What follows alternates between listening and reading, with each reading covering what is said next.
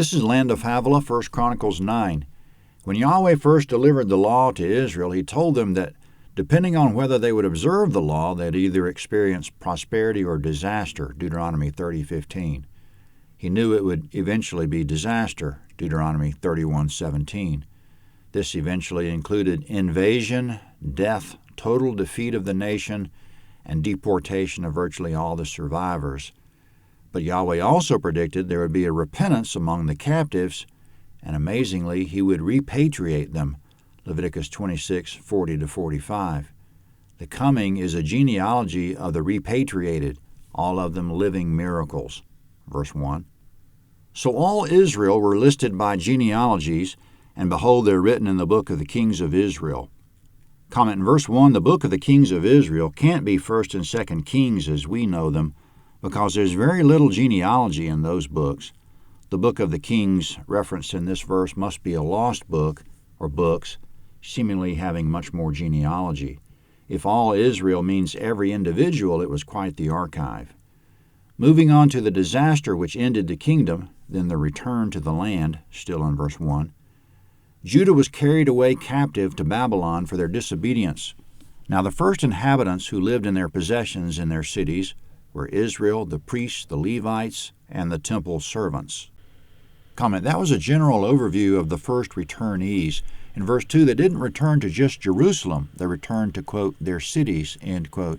They reoccupied parts or all of Judah, Benjamin, Manasseh, and Ephraim, including as far north as Bethel and as far south as Beersheba, eventually, Nehemiah 11:25-36. There's some detail coming up. Verse 3. In Jerusalem lived of the children of Judah, of the children of Benjamin, and of the children of Ephraim and Manasseh. Comment, even though Jerusalem was technically a city of Benjamin, it was in reality a city of all Israel. The following individuals from various tribes reoccupied it. Verse 4.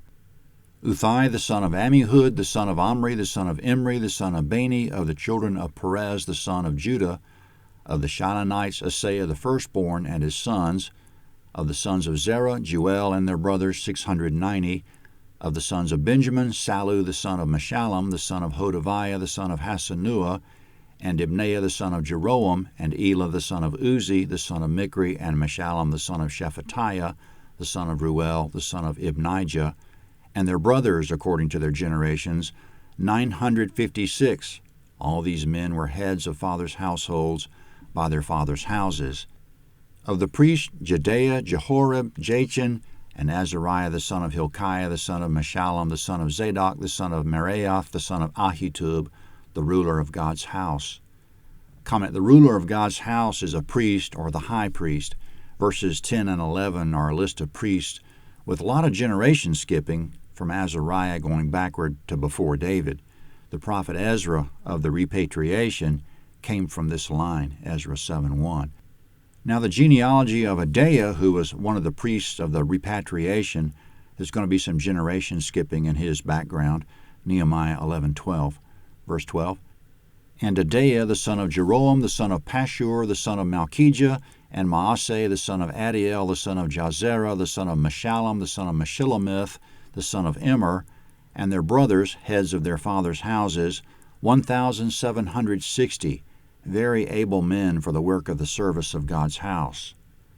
Comment, verses 10 through 13 all seem to be descendants of Aaron and therefore eligible for priesthood.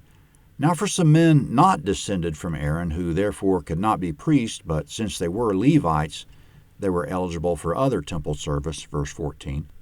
Of the Levites, Shemaiah the son of Hashub, the son of Azrikam, the son of Hashabiah, of the sons of Merari, and Bakar, Harish, Galal, and Mattaniah, the son of Micah, the son of Zikri, the son of Asaph, and Obadiah, the son of Shemaiah, the son of Galal, the son of Jeduthun, and Berechiah, the son of Asa, the son of Elkanah, who lived in the villages of the Netophathites. Comment, Netophath and the villages associated with it were close to Jerusalem, Nehemiah 12:28. Since priests and other Levites served the temple in rotation several days at a time, they could live anywhere within easy travel distance, Luke 1:23. Verse 17, The gatekeepers, Shallum, Akub, Talmon, Ahiman, and their brothers, Shallum was the chief, who previously served in the king's gate eastward. They were the gatekeepers for the camp of the children of Levi. Comment, they previously served in the king's gate, meaning their family guarded that gate in pre-captivity times. Going all the way back to the camp, which was the camp in the wilderness, they were gatekeepers. So it's been running in the family for a long time. Now more Levites, verse 19. Shallum, the son of Korah, the son of Ebiasaph, the son of Korah, and his brothers of his father's house, the Korahites, were over the work of the service, keepers of the thresholds of the tent. Their fathers had been over Yahweh's camp, keepers of the entry. Comment in verse 19 regarding the thresholds of the tent. There were two thresholds, one at the linen court gate and one at the linen tent door. For Solomon's temple after that there were multiple court gates, a pair of French doors leading to the interior of the temple proper, and a door to the temple storage rooms, all needed to be guarded, plus there were probably some other sensitive areas, and these men might have served as bouncers, so to speak, for the entire temple grounds. In verse 19, for at least some of the gatekeepers, the job had been in the family for 1,000 years or more, going back to the tabernacle in the camp of the wilderness. Quote, their fathers had been over Yahweh's camp, keepers of the entry. Verse 20, Phinehas the son of Eleazar was ruler over them in time past, and Yahweh was with him. Zechariah the son of Meshelemiah was gatekeeper of the door of the tent of meeting. Comment, Phinehas and his father Eleazar were priests in the wilderness. Eleazar was the original top man whom Yahweh assigned to be responsible for, quote, oversight of those who keep the requirements of the temple, Numbers 3:32. In verse 20, the family of gatekeepers worked under Phinehas originally, and the family's been added ever since. In verse 21, the original gatekeeper of the family who started the job in the wilderness under Phinehas the priest was Zechariah the son of Meshelemiah. We can bet all his descendants who were gatekeepers knew his name. Verse 22, all these who were chosen to be gatekeepers in the thresholds were 212. These were listed by genealogy in their villages, whom David and Samuel the seer ordained in their office of trust. Comment, the tabernacle was a shadow of itself in David's time because the ark wasn't there anymore, and there was no temple yet, but David drew up written plans to build and operate a temple according to what Yahweh showed him, 1 Chronicles 28:19, and in verse 22 according to information from Samuel as well.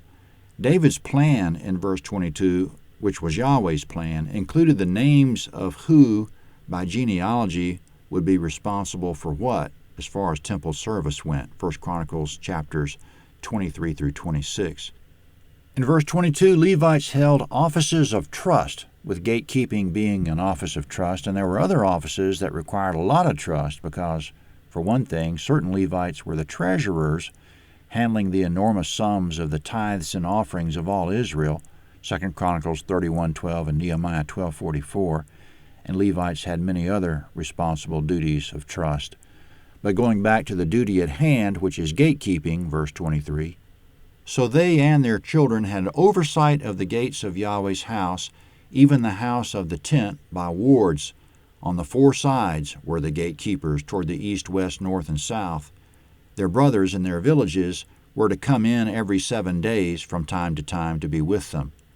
Comment, the gatekeepers of the court ensured that, quote, no one who was unclean in anything should enter in, 2 Chronicles 23:19. In verse 25, the gatekeepers were on duty 7 days at a time and went back home. However, coming up, the 4 chief gatekeepers stayed close, verse 26. For the 4 chief gatekeepers, who were Levites, were in an office of trust and were over the rooms and over the treasuries in God's house. They stayed around God's house because that duty was on them, and to their duty was its opening morning by morning. Certain of them were in charge of the vessels of service, for these were brought in by count, and these were taken out by count. Comment, the vessels of service included the solid gold dishes, spoons, bowls, and pitchers on the table of showbread, Exodus 37:16. In verse 28, certain of the Levites were assigned to keep count of these vessels any time they were moved in or out, verse 29. Some of them also were appointed over the furniture and over all the vessels of the sanctuary, over the fine flour, the wine, the oil, the frankincense, and the spices. Some of the sons of the priest prepared the mixing of the spices. Comment, the mixing of spices refers to preparing the incense and anointing oil. Exodus 25:6, verse 31. Mattathiah, one of the Levites, who was the firstborn of Shallum the Korahite, had the office of trust over the things that were baked in pans. Some of their brothers of the sons of the Kohathites were over the showbread to prepare it every Sabbath. Comment, ever since David, some of the Levites specialized in music coming up. Verse 33. These are the singers, heads of the fathers' households of the Levites, who lived in the rooms and were free from other service, for they were employed in their work day and night. These were the heads of fathers' households of the Levites, throughout their generations, chief men. These lived at Jerusalem. Comment, the musicians, quote, lived in the rooms, end quote. It sounds as if they had some sort of barracks on the grounds of the temple or somewhere nearby. Now to finish off chapter 9, there's almost a word-for-word repeat of Saul's genealogy from chapter 8. If we can assume there was no skipping of generations here, it starts 3 generations before Saul and continues 11 generations after. Verse 35. Jael, the father of Gibeon, whose wife's name was Maacah, lived in Gibeon with his firstborn son Abdon, Zur, Kish, Baal, Ner, Nadab, Gedor, Ahio, Zechariah, and Mikloth. Mikloth became the father of Shemaim. They also lived with their brothers in Jerusalem, near their brothers. Ner became the father of Kish. Kish became the father of Saul. Saul became the father of Jonathan, Malchishua, Abinadab, and Eshbaal. The son of Jonathan was Merib-Baal. Merib-Baal became the father of Micah. The sons of Micah, Python, Melech, Tereah, and Ahaz. Ahaz became the father of Jarah. Jarah became the father of Alameth, Asmaveth, and Zimri. Zimri became the father of Moza. Moza became the father of Benaiah, and Raphael his son, Eleasa his son, and Azel his son. Azel had 6 sons, whose names are these: Azrikam, Bokeru, Ishmael, Shariah, Obadiah, and Hanan. These were the sons of Azel. Comment, 1 Chronicles 10 is next at landofhavilah.net.